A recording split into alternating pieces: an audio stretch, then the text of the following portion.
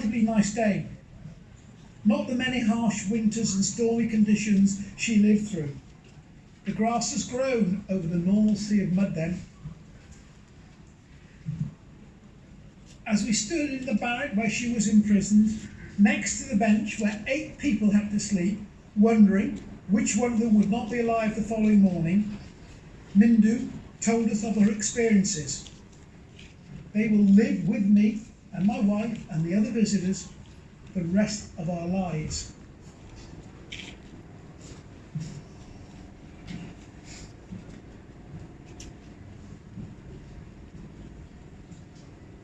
The theme for the 2020 Holocaust Memorial Day is Standing Together.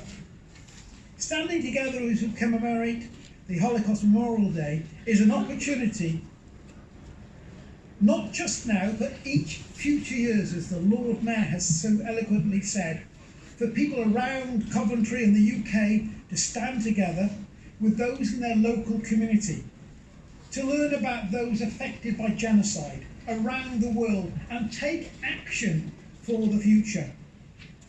Standing Together Holocaust Trust website, which you can find easily by Googling it, explores how genocidal regimes throughout history have deliberately fractured society by marginal certain groups, and how these tactics can be challenged by individuals standing together with their neighbours and speaking out against oppression.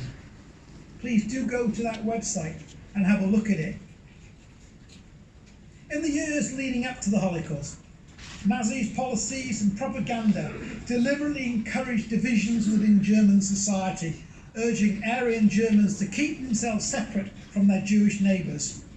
The Holocaust was enabled by ordinary citizens not standing together with their targeted neighbours. Today, there is increasing division in communities across the United Kingdom and the world. Now, more than ever, we need to stand together with others in our community in order to stop division and the spread of identity-based hostility in our society. Standing together with the memory of people who were murdered, by remembering the people murdered during a genocide, we will try to ensure this will not happen again. We have an absolute duty to stand together with those people by learning and sharing their stories, by learning what prejudice and hatred can do if left unchecked and unchallenged, by committing to speak out where we see injustice in this world. Despite the danger to personal safety, in every genocide there have been opponents and resistors who have fought back against persecution. Whether it's the remaining survivors of the Warsaw ghetto who died fighting, or the many Christian families in Germany and throughout Europe who tried to shelter Jewish people, often at the risk of their own lives. Or recently, in 2018, when the Sudanese poet and peace campaigner Emel Mohammed walked 1,000 kilometres in 30 days from Darfur to the capital city of Khartoum to promote peace and safety in the region. People do stand up, and that's so important. You know, I do worry about our future.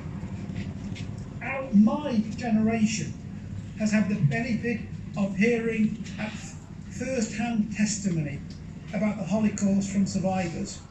Now, denial is sadly all too common. Yad Vashem is Israel's Holocaust Memorial.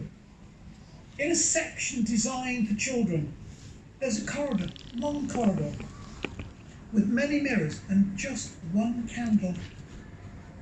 The mirrors create flames from this candle, and as children and adults walk through it, the names of the children who perished in the Holocaust, together with their names and the city they came from, is echoed through. When the children and the visitors come out, they're asked to write down their dreams. What are your dreams and hopes for the future? They write it on a piece of paper. These pieces of paper are then collected and burnt in front of them. Children are then asked how they feel. Of course, people say they felt sad, their dreams and hopes and plans for the future have been burned and destroyed. But they are gently reminded that those papers have been burned. But for those children whose names they heard, their lives have been lost. But thankfully, you and all these other wonderful young people have your lives in front of you. Let us stand together to defeat deniers, to defeat people who try to divide us, and champion a world free from any further genocide. Lest we forget. Thank you.